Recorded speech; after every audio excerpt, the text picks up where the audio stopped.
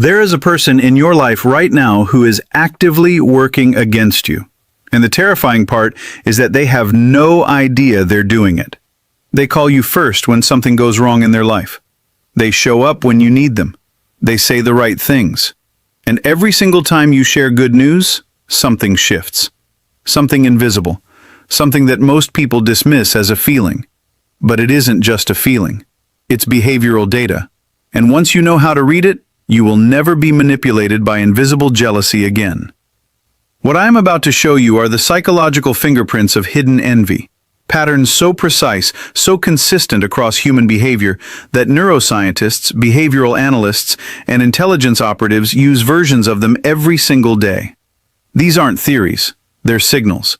And after you hear this, your brain will automatically start scanning for them in every conversation you have. Let's start with something that will completely reframe how you think about the people closest to you. There is a concept in behavioral neuroscience called mirror neuron suppression. When you watch someone succeed at something, your brain runs a silent simulation. It models what that success would feel like in your own body. For most people, if they genuinely want good things for you, that simulation produces something that looks like joy. They smile. They lean in. Their pupils dilate slightly. Their voice pitch rises. The response is automatic, biological, and almost impossible to fake consistently. But for someone who secretly wishes you weren't succeeding, someone whose identity is quietly threatened by your growth, that simulation produces something entirely different. Their nervous system doesn't celebrate, it braces. And here's the part most people never see. Their body will try to hide that reaction within a fraction of a second. But that fraction of a second is where all the information lives. The first behavioral pattern, and pay close attention here because this one is disguised so perfectly that most people miss it every single time, is what behavioral scientists call the muted celebration response. Here is exactly what it looks like. You share news, something real, a promotion, a business win, a relationship breakthrough, something you've worked for. And the person in front of you, or on the other side of that phone screen, responds. They say the right words. That's amazing. I'm so happy for you. Wow, good for you. The words check out, but if you slow it down, three things will be off. The delay, the pivot, and the flatline. The delay is the most telling. A genuine celebratory response is fast. When someone hears good news and their mirror neurons are firing with authentic excitement, the response is almost reflexive because the emotion is real. But hidden jealousy produces cognitive interference. The person hears your news, their true emotional reaction fires first, they suppress it, construct an acceptable response, and then deliver it. That whole sequence adds between 1 and 3 full seconds to the response time. In normal conversation, 3 seconds of silence after you share big news is an eternity. Most people blame it on bad phone reception or assume the person was just distracted. They rationalize it away. Don't. The pivot is what comes next. After the performative celebration, after the "that's amazing," a person experiencing hidden jealousy will pivot. Fast. They will change the subject in a way that returns focus to themselves or to something adjacent to your success that diminishes it. Watch for the pivot. Oh, that's great. Hey, did I tell you what happened with my situation? Or they'll pivot to a risk. Wow, are you sure that's a good idea? I just don't want you to stress yourself out. The pivot is the tell. It's the psyche's way of shortening the amount of time it has to sit in the discomfort of your good news. The flat line is the emotional ceiling. With genuine excitement, people ask follow-up questions. They want details. They want to understand your win because celebrating with someone requires engaging with their world. Hidden jealousy produces the opposite. After the performative response, the questions stop. The engagement drops to zero. The conversation gets quiet. And if you keep talking about your good news, if you keep adding details, you'll notice a subtle but measurable withdrawal of energy from the other person. Their responses get shorter. Their enthusiasm fades. They're not being rude. They're running out of the performance capacity to fake something they don't feel. And here's the thing about the muted celebration response that makes it so dangerous. The person doing it is often completely unaware. They believe they're happy for you. Their conscious mind tells them they're a good friend, a good partner, a good family member. But their nervous system is signaling something their ego refuses to examine. And that gap, between what they believe about themselves and what their body is actually doing, is where covert jealousy lives. You cannot argue with it. You cannot confront it, because they will pass any sincerity test you throw at them. They genuinely do not know, which means the only person who can see it clearly is you. Now, I need to tell you something that I want you to sit with for a moment before we go further. Everything I'm describing is not about blame. Hidden jealousy isn't moral failure. It's a survival mechanism baked into the social architecture of the human brain. For hundreds of thousands of years, your neighbor's gain was often your loss. Resources, mates, status, territory. The brain learned to track social comparison the way it tracks physical threat. So when someone close to you succeeds in an area where you feel stagnant, your brain produces a low-grade alarm. Most people never examine it, they just act from it. And that is precisely what makes it dangerous to you. The second pattern is far more sophisticated, and this one, I want you to really lock in here. This one is the one that does the most damage. It's called strategic concern, and it is a masterpiece of unconscious psychological manipulation. Strategic concern sounds like care. It feels like protection, and it arrives at exactly the moment when your confidence is highest, right after you've committed to something, right after you've decided, right after you've announced a direction. The person deploying strategic concern says things like, "I just want to make sure you've really thought this through," or, "I'm not saying don't do it, I just want you to be careful." Or the classic, "I heard about someone who tried something similar and it didn't end well." Every one of those statements sounds like love. Every one of those statements is designed, unconsciously, to introduce doubt into your forward momentum. Here is what is actually happening at the neurological level. When you make a bold decision, when you commit to something that excites you, your brain is flooded with norepinephrine and dopamine. Your confidence is physiologically elevated. Your risk tolerance increases. You are in an optimal state for execution. The person experiencing hidden jealousy, even without realizing it, detects this state. And their nervous system produces a counter-response that looks, from the outside, like wisdom and care, but functions behaviorally like a heat-seeking missile aimed directly at your momentum. The research on this is striking. Studies in social psychology consistently show that individuals who perceive themselves as being in a stagnant position relative to a close peer will unconsciously increase advice-giving behavior in the presence of that peer's success.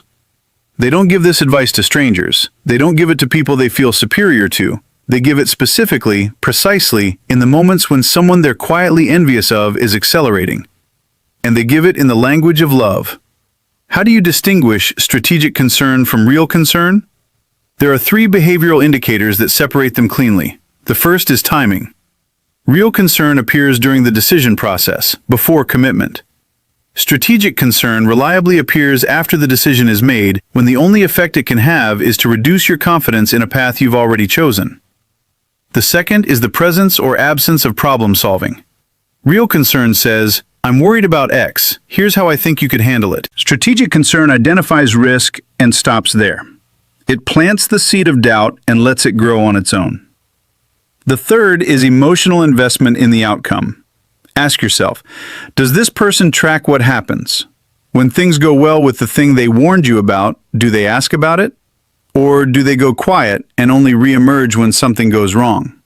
That asymmetric attention pattern is diagnostic. It tells you what the person was actually hoping would happen. The third pattern is the one that behavioral scientists find most consistent across cultures, across age groups, and across relationship types. It has nothing to do with what people say. It lives entirely in what they don't say, and it operates through a mechanism called identity comparison deflection. Here is the setup. You have accomplished something. You've built something. You've become something. And there is a person in your life who used to be in a comparable position to you. Same friend group, same school, same starting point, same relationship status, same income bracket. And now there's a gap. You've moved. They haven't. At least not in the same direction. And every time your name comes up in group settings, or every time you naturally dominate a conversation with a relevant story or achievement, you notice that this person does something very specific. They redirect to a third party. What does this look like? You mention a success. Instead of responding to you, they invoke someone else. "Oh yeah, that reminds me of what Marcus did last year." Or, "My cousin actually did something like that." They pull a comparison figure into the room, someone who did what you did but bigger, faster, or under harder circumstances. Or they do the inverse. They mention someone who tried what you're doing and failed. Either way, the function is identical. They are using a third-party reference to recalibrate your status in the room without ever directly challenging you. It is psychologically elegant and almost totally invisible. Here's why it works. Social status in human groups is relative. Your brain doesn't measure your achievements in absolute terms. It measures them against the people around you. And the moment someone introduces a comparison figure, they've reframed your achievement within a new competitive context. You didn't need to be attacked. You didn't need to be criticized. You just needed to be made relative. And suddenly, the room's attention has shifted from your win to a conversation about someone else's win. The people who deploy identity comparison deflection aren't even conscious strategists. They're running a deeply instinctive social move that human beings have been making since the first campfire argument about who caught the bigger animal. But the consistency of it, the way it shows up specifically and only in the context of your success, never in neutral conversation, is the tell. Track it. The person who almost never talks about Marcus suddenly can't stop talking about Marcus the moment you share good news. That's not coincidence. That's the behavioral fingerprint of covert envy. Now, and this is where most content on this topic stops and leaves you, which is exactly where we're going to separate ourselves, I want to give you something you can actually use. Because knowing the signs is only half of the equation. The other half is knowing what to do with the information. And what most people do is wrong. They confront, they withdraw, they start keeping score, they grow resentful. They let the awareness of someone's hidden jealousy become a new form of distraction from their own trajectory. And in doing that, they hand the jealous person an invisible kind of power, the power to occupy space inside their head. Here is the strategic framework I want you to carry out of this video. It operates on 3 levels. The first level is information management. This is the most important and the most immediate. The people who exhibit these 3 patterns, muted celebration response, strategic concern, identity comparison deflection, are not your audience for wins. They are not the people you build with. They are not the people you process vulnerability with. This doesn't mean you cut them off. It means you reclassify them. You stop sharing forward-facing goals with them before you've achieved them. You share accomplishments only in retrospect, when there is no longer any momentum for strategic concern to attack. You stop seeking their celebration, because you know now that it costs them something to give it, and it costs you something to notice they can't. Information management is not isolation, it is precision. You are not closing a door. You are simply choosing which room you walk into. The second level is what behavioral analysts call the neutral redirect. When you detect one of these patterns in real time, when you see the muted response, or you hear the strategic concern launch, or you watch the identity comparison deflection happen, you do not react. You do not correct. You do not call it out. You smile. You acknowledge. And you redirect the conversation to something entirely neutral. You give them nothing to push against. The reason this is powerful is biological. Covert jealousy needs emotional engagement to sustain itself. It feeds on your defensiveness, your over-explanation, your need to justify your success. When you remove that engagement, when you respond with warmth and nothing else, you take away the fuel. The dynamic cannot sustain itself without your participation. The third level is the most powerful, and it's counterintuitive. It's what I call strategic visibility. Instead of shrinking in the presence of people who exhibit these patterns, you expand, strategically, publicly, with precision. Here is why. The psychological discomfort that drives covert jealousy is rooted in proximity, in the fact that your success and their stagnation exist in the same social frame. The instinct is to reduce that discomfort by dimming yourself, to stop sharing, to stop being visible. But that instinct serves their psychology, not yours. Strategic visibility means you continue building, continue sharing where it serves your actual mission, and you let the gap between your trajectory and theirs do the psychological work on its own. You don't celebrate in their face. You don't announce to provoke. You simply refuse to disappear. And that refusal, that quiet, consistent, unapologetic forward motion, is the most destabilizing thing you can do to hidden jealousy. Because it removes the thing hidden jealousy most desperately needs, which is the belief that it is working. There is a broader truth underneath all of this that I want you to hold before we close. The behavioral patterns we've talked about today exist on a spectrum. Every person alive has experienced a version of hidden envy.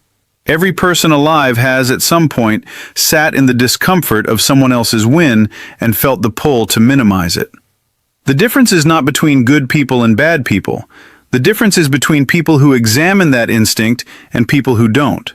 And the most powerful thing you can do with this knowledge, the thing that actually separates the people who use psychology from the people who merely consume it, is to run these same patterns on yourself.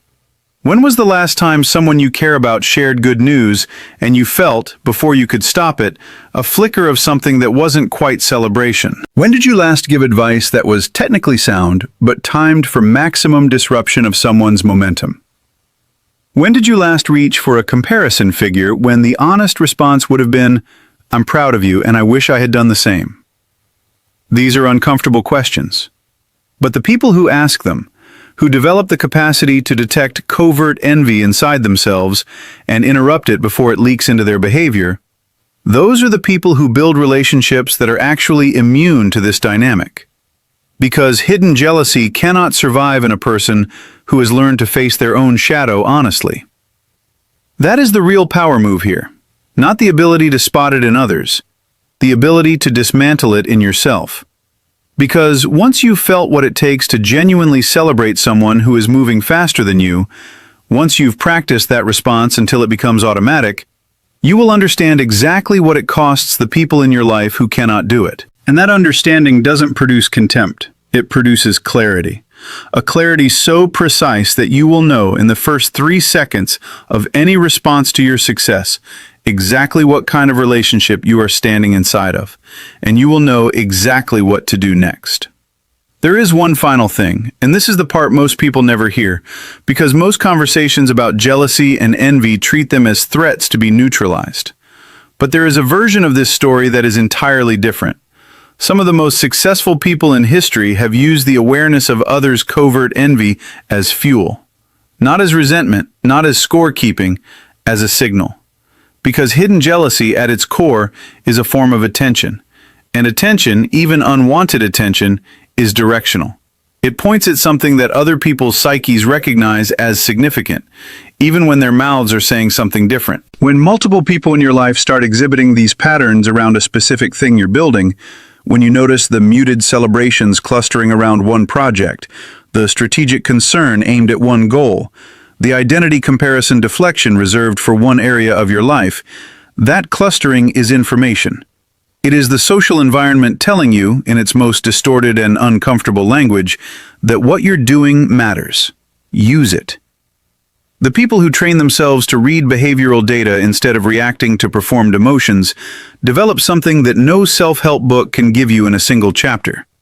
They develop what can only be called social sonar, a baseline awareness so calibrated that walking into any room, any conversation, any relationship, they know within minutes where the genuine support is and where the performance of support is. And from that clarity, they make decisions.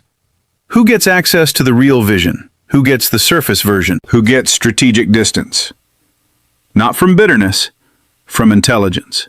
You now have the beginning of that sonar, the muted celebration response, strategic concern, identity comparison deflection.